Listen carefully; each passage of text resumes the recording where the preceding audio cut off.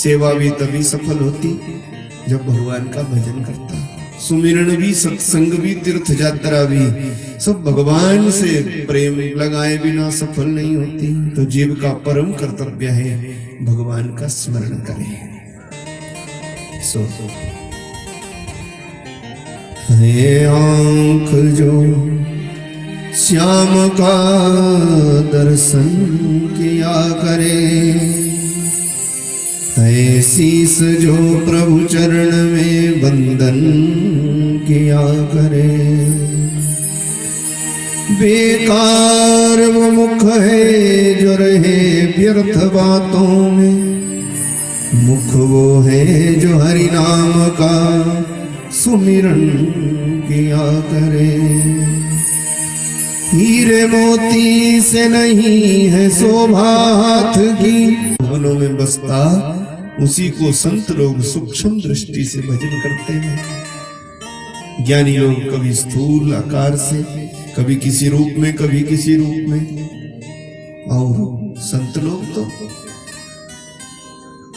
केचित स्वादेहांतर हृदयावकाशे प्रादेश मात्रम पुरुषं वसंतम चतुर्भुजं कंजरथांग शंखं गदाधरं धारणय समरन्ते।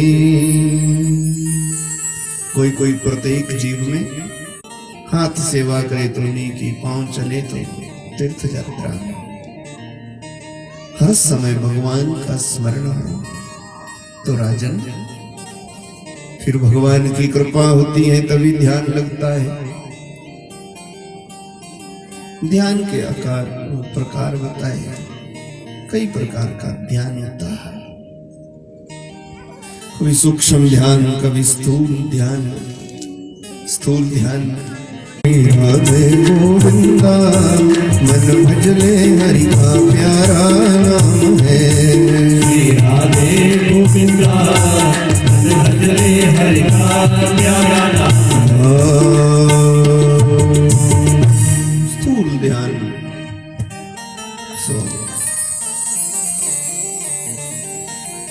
किसी ना किसी रास्ते भगवान को जीव पा जाए, इसलिए भगवान तरह तरह का अवतार लेकर सदारी, ये मोह, ये सब सत्य है। और जब आंख खुल गई, मोह का पर्दा हट गया किसी ज्ञानी की दृष्टि से, किसी महापुरुष के संग से, तो फिर संसार सपना है।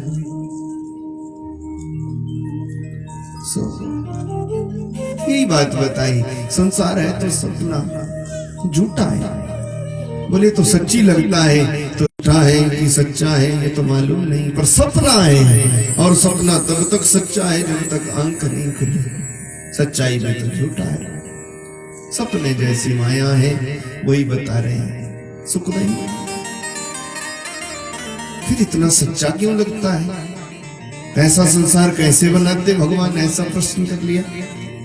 सृष्टि की कथा पूछी तो महाराज सुखदेव का तो इच्छा नहीं थी इस संसार की में, और बड़े भारी विशाल बन गए। रसातल से पृथ्वी को लाए, अपनी दाढ़ों पर जल के ऊपर स्थापित कर दिया, और आकाश मंडल से उसकी रक्षा करने लगे।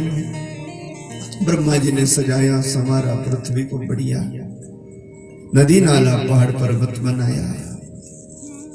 फिर तो जैसे ब्रह्मा जी की इच्छा थी, तब केवल ब्रह्मा जी ने बीज बनाया। ये बीज की सृष्टि है, किसी को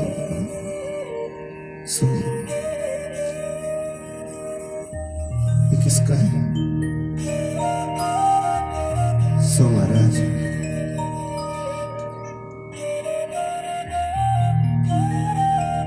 और एक बात कहूं,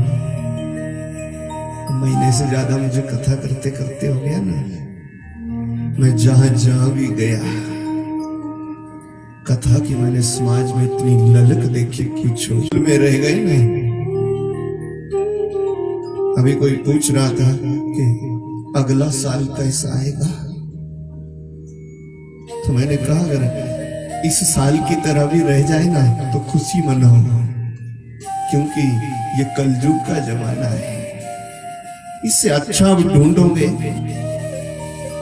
जो चेतना प्रातः काल होगी उसको दोपहरी में ढूंढोगे नहीं। हाँ, तो ये भगवान की बड़ी कृपा मान लो, नहीं तो शहर के शहर उजड़ गए, गांव के गांव खाली हो गए। हाँ? कोई पिंडदान करने वाला भी नहीं बचा। हस्तियां शमशान घाट में रह गई, परिवार वाला कोई लेने को नहीं आया। और आप लोग तो सब कृपा पात्र बनो भगवान के, उनका शुक्र करो कि सब फिर भी स्वस्थ हैं। ये भगवान। फिर आनंद तो आया।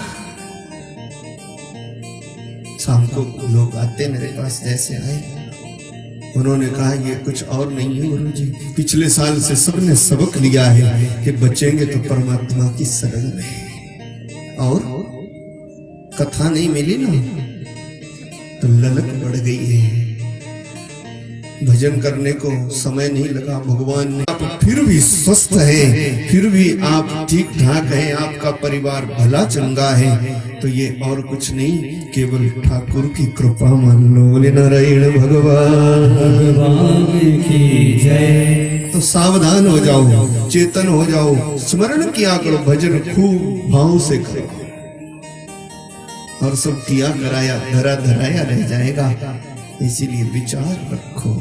टोक लिया जाएगा, ये नहीं किया सो नहीं किया, आप निश्चिंत रहो, केवल चेतना बनाओ भगवान के प्रति, क्योंकि आगे का भरोसा ना रखो, छल कपट ईर्ष्या द्वेष सब छोड़ो और भगवान का करो भजन।